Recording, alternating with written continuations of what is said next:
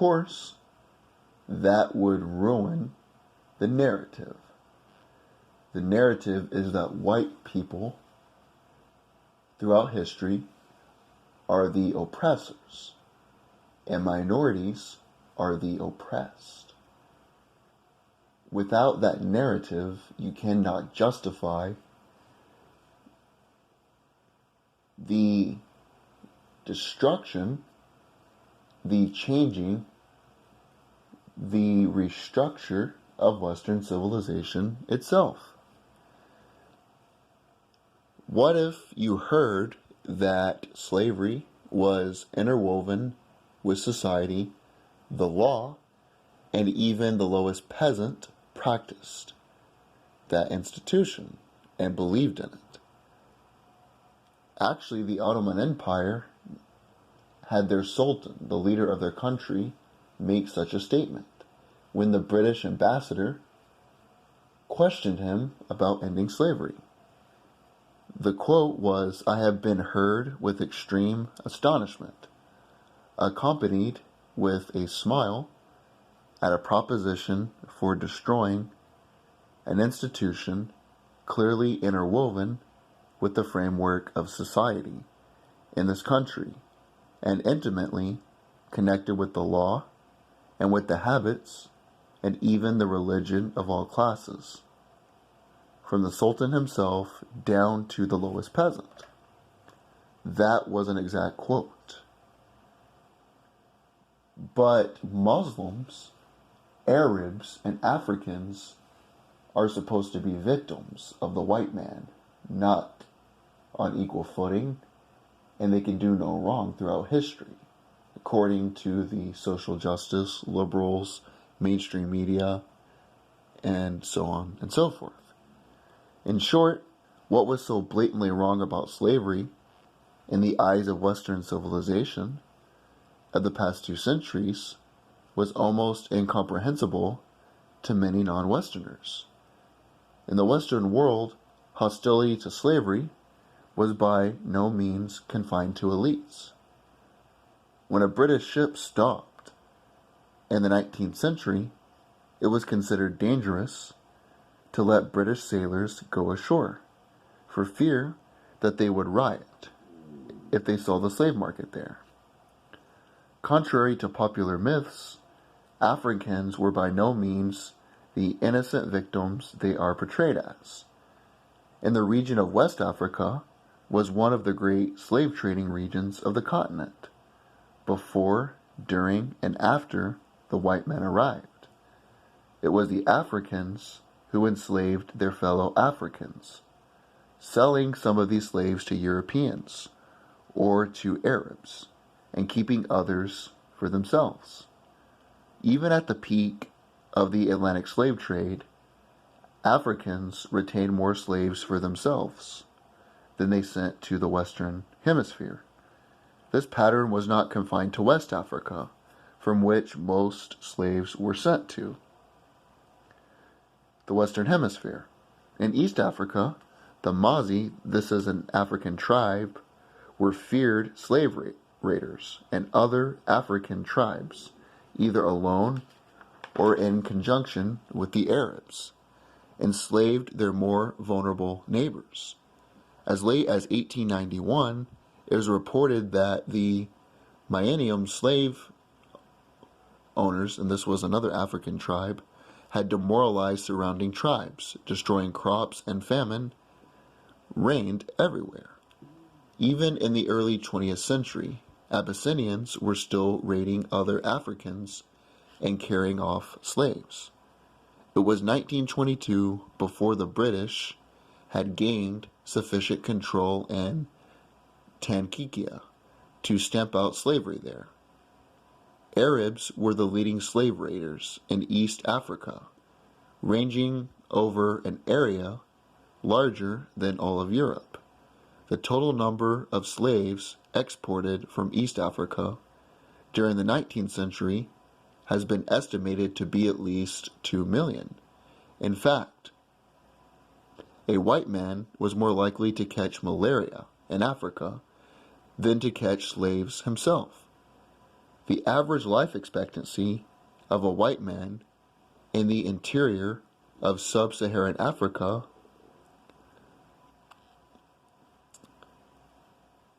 was short-lived. Typically, the white man would buy his slaves and leave as soon as possible.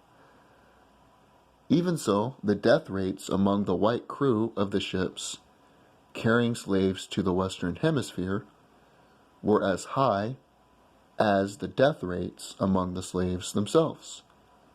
It was only much later, after medical advances made it possible for the Europeans to invade Africa. But by then, the Atlantic slave trade had already ended. During the era of that trade, Africa was largely ruled by Africans, who established the conditions under which slave sales took place. The crew of a slave ship was in no position to defy African rulers and their armies by going out across the land and capturing people. Think about this though. Before medical advancements, which were largely created by the West, in the Western Hemisphere, people had their immune systems to fight diseases. Even to this day, each person's immune system is quite different, and geographic location, along with exposure to bacteria, plays a large role in that process. Just like the Native Americans died off because of diseases by the European settlers, the European settlers also had different immune systems. So if they were to go on the shores of Africa, even getting off their ship, they would have died off in the process. But African tribes, the African people themselves, were in charge of the enslavement, the distribution, and bringing them to the ships. Also, Arabics were. This picture of the white man going on the shores and enslaving Africans is just not historically accurate.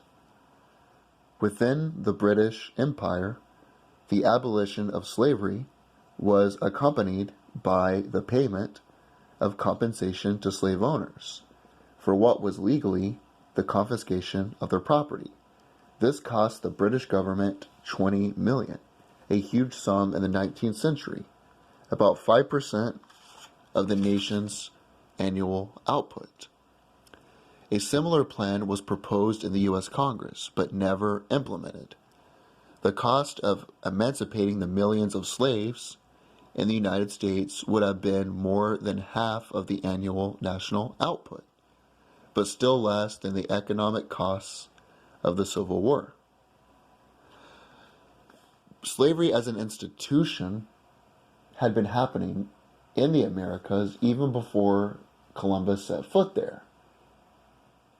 The slave trade had been happening for quite a while. So the question about how to end slavery was very complicated. How would you go about ending slavery? How would you compensate the property loss to the slave owners? How would Africans live in this society? Would there be a race war? What would be the ramifications? What would be the legal process? You can't apply today's thinking back into the 18th or 19th century because the events, the political ramifications, and everything else was different. The question isn't why did slavery exist in America or Britain, because that is not a unique thing. The question was, what did they do to end those institutions? How did they deal with those things? And again, I'm not justifying, I'm just pointing out that slavery was happening in America and in Britannica when the Roman Empire was there, even before the Europeans established their society. While the British could simply abolish slavery in their Western Hemisphere colonies, they faced a more daunting and longer-lasting task of patrolling the Atlantic off the coast of Africa. in order to prevent slave ships of various nationalities from continuing to supply slaves illegally. Even during the Napoleonic Wars, Britain continued to keep some of its warships on patrol off West Africa. Moreover, such patrols likewise tried to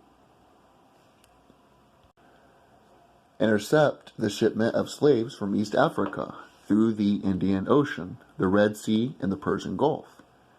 The heavy drain, physical and mental, in keeping squadrons on the East African coast was reflected in the loss of 282 officers and men in the 10 years, 1875 to 1885. Even so, the results were slow in coming. More slave ships were designed in hopes of being able to outrun the ships of the Royal Navy in the Atlantic. Nevertheless, the persistence of the British eventually reduced the shipment of slaves across the Atlantic and across the waters of the Islamic world. Eventually, France and the United States turned against the slave trade and sent warships to join the Atlantic patrols to find slave ships. Although by 1860 the Atlantic slave trade had been effectively stopped, the slave trade from East Africa across the Indian Ocean, the Red Sea, and the Persian Gulf took longer to be reduced significantly. So the British would patrol certain areas where the slave trade was prominent, even when they were at war with their biggest rival, France, which cost them greatly. Even before the United States outlawed slavery, they outlawed the shipment of slaves from the transatlantic slave trade. They would also patrol along with France to stop other countries, mainly Muslim and Arabic countries, from enslaving and shipping Africans. Now, why did I take all this time to go over this? Whatever you believe, whatever your political views, societal views, historical views, so on and so forth, it should be based upon the facts. You should have a strong foundation that is based on the facts, that stands up to scrutiny. If you believe something on a false premise, then the facts that build that foundation will not stand up to scrutiny. Building something on a false premise would mean all the facts that back up that false premise would be false themselves.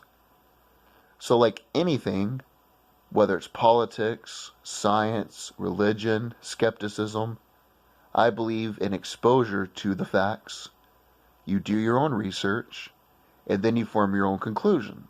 But the only way you can form a solid conclusion is by having access to the real information, instead of the mainstream narrative of white man bad, minority oppressed.